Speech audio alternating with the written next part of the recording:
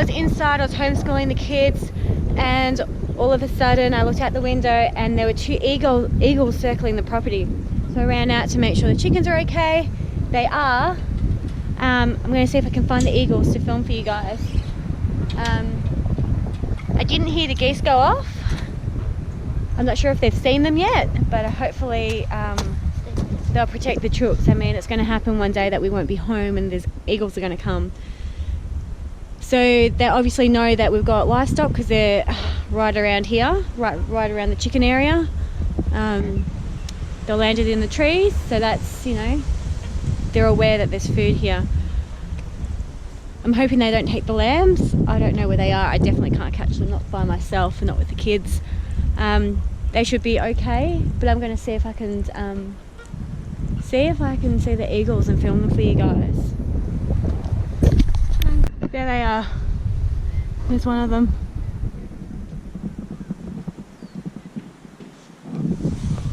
There's a pair of them, but I don't know where the other one is. So we've got no livestock down this way. We've only got cows. I mean, they're not our cows, but there's only cows down here. Obviously too big to take. No calves. They're beautiful, but I really don't want to be losing chickens or the geese or my lambs. We're devastated if we lose the lambs. It's pretty amazing to see. Hopefully the geese and the guineas work and they help us against aerial attacks. We might lose a couple, but you know, over the course of our time being here, but hopefully we don't just get hit over and over again. It's quite far away now. I think it's just left. I can't see the other one, but I assume it's close by. Yeah, just keep my eye on them. I could not lock the geese up. We tried to put the geese away, but they didn't want to go in. They just kept escaping, making a kerfuffle and trying to scare the chickens, and the chickens were in the cage. They were scaring the chickens out, so I was just like, you know, we'll just leave them out. They're big, they'll probably be harder to take, and they are aware they'll make the noise, so yeah, just leaving them be. Barry's such an interesting character. Look how he's eating. He's on his knees. What a cack up. I've just checked and we found the lambs and they're okay. Hey mama. So that's good to see. Nice relief. Yeah, little lammies. I love it how the mums stick together.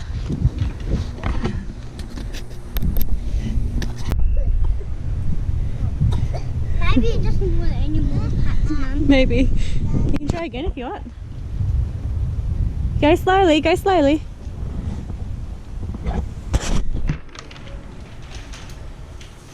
So I just rang the guy that I was getting my chicks from, my meat bird chicks. And he's like, oh, I forgot to order you meat chicks, but you can have 25 tomorrow if you want. I was like, oh, okay. But I don't have any food. I had always intended to make my own, but I've only got whole grains because that's what I feed my birds and my pigs. So I thought, I'll just crack my own because I've got a Thermomix, and I'm sure if you had another sort of food processor that you could probably do this too. If not, you can buy cracked grains. Because they're day-old chicks, I'm going to have to crack them quite small, so I'm going to do that now. And I'm going to show you how to make Joel Salatins meat bird feed recipe. Now in Australia I can't get NutriBalancer or probiotics, so I couldn't find NutriBalancer or the probiotics in Australia, so I purchased something similar from Planet Poultry up in Queensland. Now it's the only place I could find nutrients for chickens. It's not NutriBalancer. NutriBalancer is quite a natural version. This one I think it's just like your multivitamin that you would buy at the shop, but for chickens. But it's better than nothing, which is what I've got at the moment. So that will come in a week. I'll add that in next week when it arrives. And for probiotics, I'm going to add in a little bit of kombucha to their magic water, which I'm also going to make. But this is the recipe. It's 52% corn.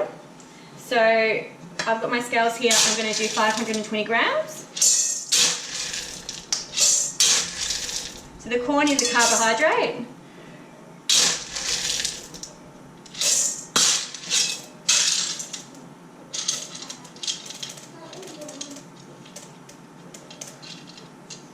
And now I'm going to crack it in the Fermi.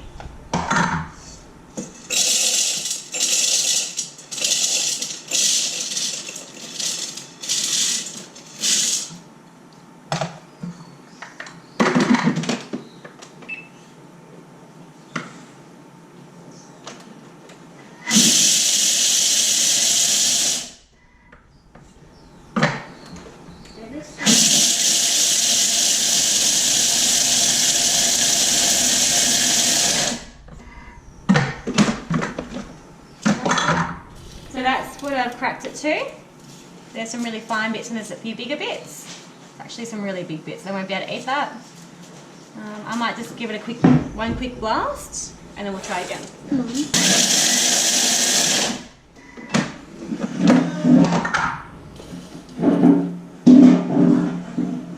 There we go. So I'm fermenting this. There is some really fine bits of corn, but I'm fermenting it.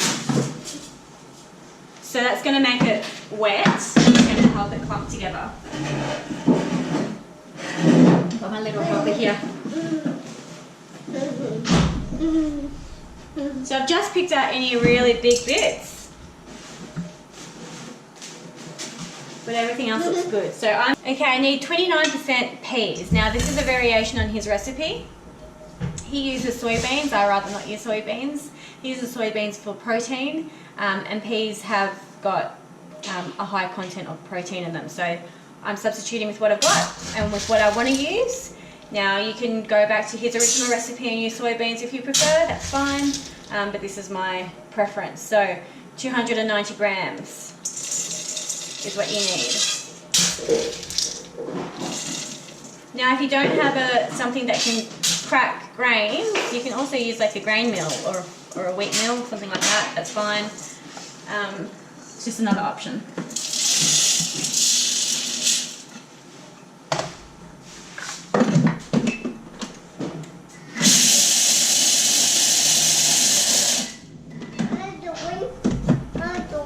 Cracking the peas. I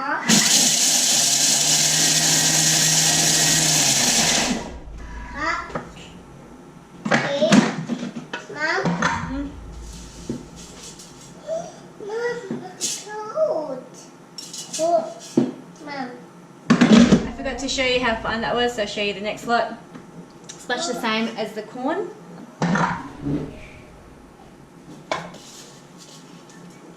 So that's about how fine you want it. Remember their beaks are tiny, but it will soften when you ferment it, so it'll be a bit easier for them to eat and digest. Okay, next is oats, so you want 110 grams.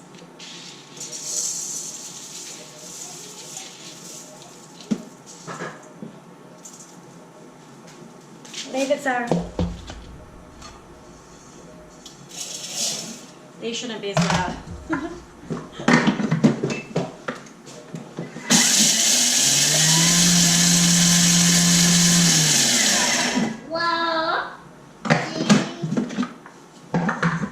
Now it's kind of made a mess of it. The hulls are still there. And there's a bit of powder. So that powder is going to all stick together. They'll be able to eat it because I'm going to ferment it. I'm going to try and chop this up some more.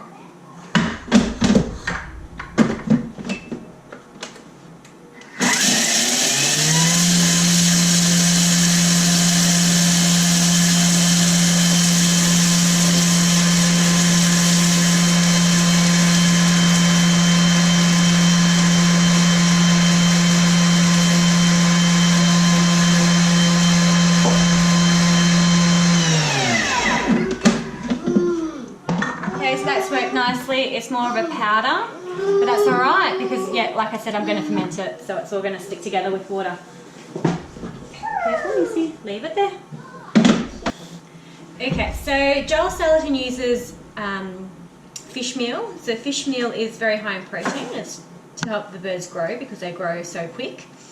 I don't have any, but I may try and get my hands on some mealworms. So for the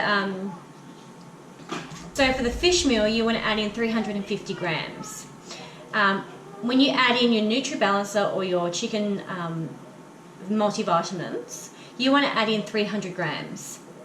Your probiotic, you want to add in 10 grams.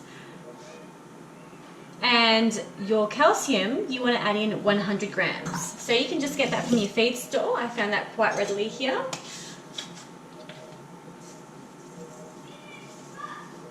Now this is a different recipe to your laying hens recipe. The laying hens recipe has less protein and more calcium. So just add that in.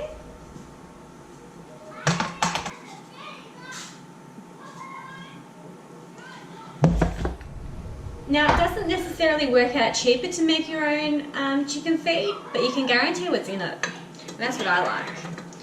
I know that all my grains from my stock feeder are GMO free.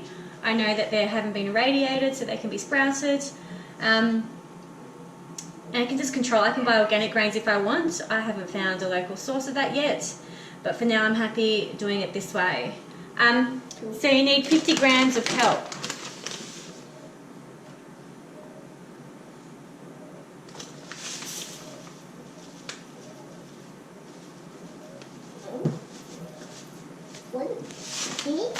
That's what it looks like. So one thing I'm going to amend in his recipe is I'm going to add in some diatomaceous earth. I think that's how you say it, or DE. This is like a natural wormer. They shouldn't have worms because they're only day-old chicks, and I assume they would have been wormed at the factory that they were hatched at, or the hatchery. I'm just going to add in a couple of scoops. This is just more of a preventative. Yes, you can get another mandarin, Zara. I'm just going to add in 100 grams for the entire batch. Now I'm going to mix it up, and then I can ferment it. So that means I just add water to it.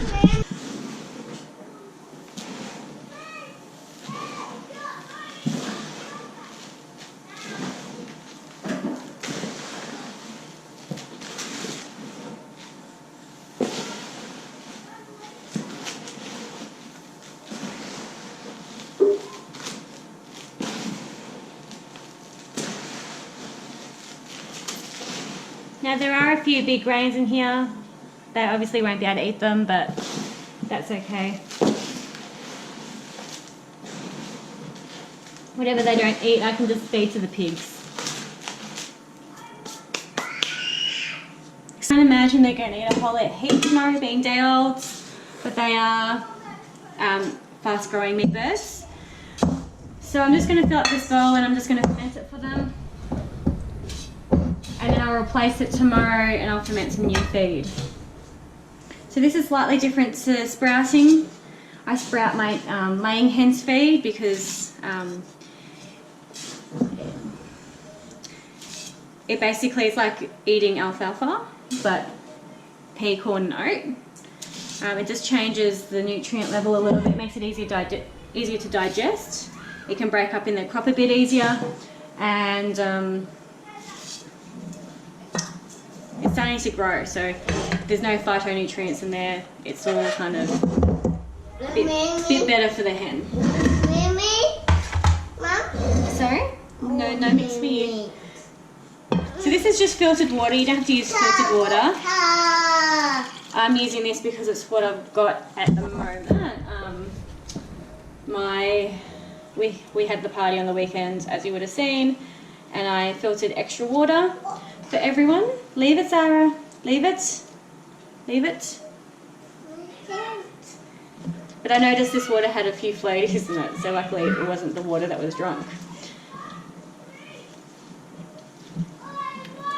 And because we're on rainwater instead of wasting water, I might as well recycle it in here. As you can see, that's turned into like a mash. I'm going to add a touch more water because I know it's going to absorb.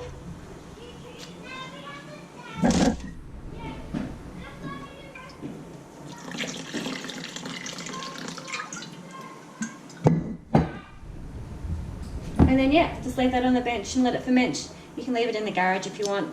Put a lid on the bucket. And you're good to go. Now I'm going to make my magic water. So I'm going to add into a litre of water 2 tablespoons of honey. This is local honey. Cold.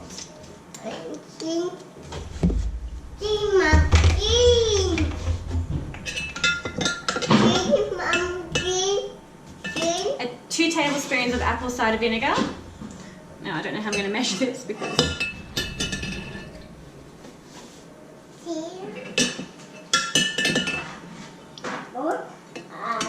making a mess.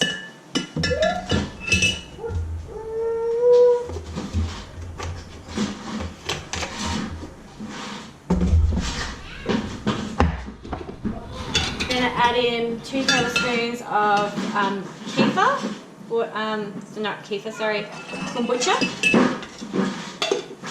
That's for their probiotics. And I'm going to crush in a few garlic cloves. I think that's everything that I'm adding. Yep.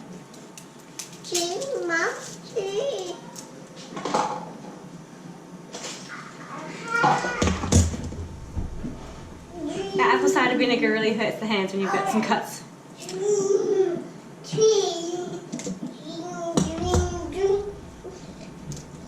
This is homegrown garlic, it's starting to sprout.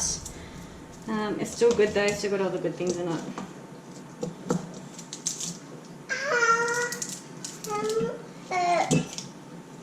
You gotta hurt. I'm shoving it all in, so now that I've crushed it, because I am going to strain it out for them. This is just to infuse for them.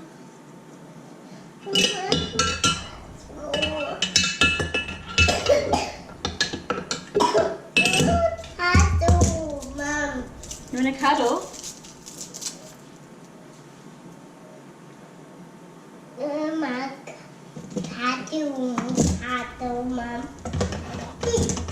Mom.